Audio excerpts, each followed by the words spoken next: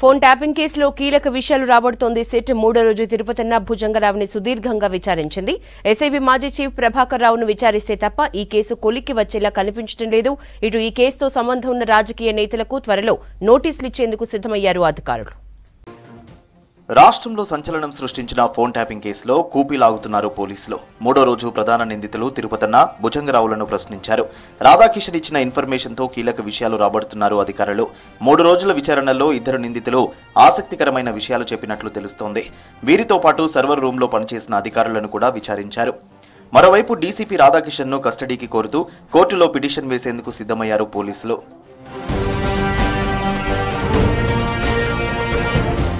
ఇదే కేసులో real estate వ్యాపారి సంధ్యా శ్రీధర్ రావును విచారించారు పోలీసులు. తన ఫోన్ ట్యాప్ చేశారని పంజాగుట్ట పోలీస్ స్టేషన్లో గతంలో ఫిర్యాదు చేశారు సంధ్యా కన్వెన్షన్ ఓనర్ శ్రీధర్ రావు.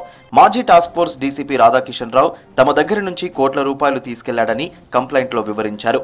దీంతో పంజాగుట్ట పోలీస్ స్టేషన్లో సంధ్యా శ్రీధర్ రావు స్టేట్మెంట్ను రికార్డ్ చేసింది దర్యాప్తు బృందం. తన అడ్వకేట్తో కలిసి ఆయన విచారణకు హాజరయ్యారు.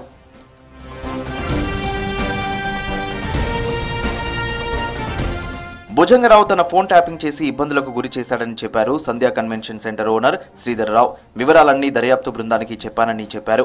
త్వరలో అన్ని విషయాలు వెల్లడిస్తానన్నారు సంధ్యా శ్రీధర్. తనపై అక్రమ కేసులు పెట్టి గత ప్రభుత్వం వేధించిందన్నారు.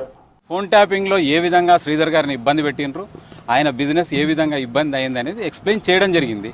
అది యాదృచ్ఛికంగా ముఖ్యమంత్రి గారికి సంబంధించిన ఫోన్ ట్యాపింగ్ కూడా ఇందులో ఉంది కాబట్టి దీన్ని పెద్ద ఎత్తున చూస్తున్నారు. కానీ ఇది కేవలం మా వ్యక్తిగతమైన బాధ. కేటీఆర్ 43 హార్డ్ డిస్క్లు ఎందుకు పగలగొట్టిండో చెప్పాలి. మళ్ళీ నువ్వు ఎంతమంది ఫోన్లు ట్యాప్ చేయించినావు అనేది క్లియర్గా చెప్పు, ఇంకా ఎక్కడెక్కడ ఉన్నాయనేది చెప్పు.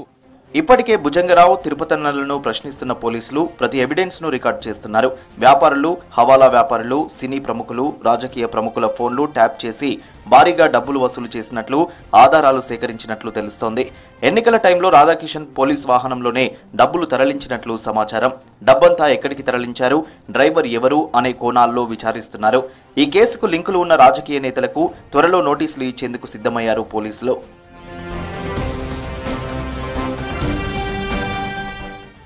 ఫోన్ ట్యాపింగ్ కేసు వెలుగులోకి వచ్చినప్పటి నుంచి అజ్ఞాతంలో ఉన్న మాజీ ఎస్ఐబీ చీఫ్ ప్రభాకర్ రావు రేపు సిటీకి రానున్నట్లు తెలుస్తోంది. ప్రస్తుతం ఆయన అమెరికాలో ఉన్నారు. ఫోన్ ట్యాపింగ్ కేసు మొత్తం ఆయన చుట్టే తిరుగుతుండటంతో ప్రభాకర్ను విచారిస్తే మరిన్ని విషయాలు తెలిసే అవకాశం ఉందని భావిస్తున్నాయి పోలీసు వర్గాలు.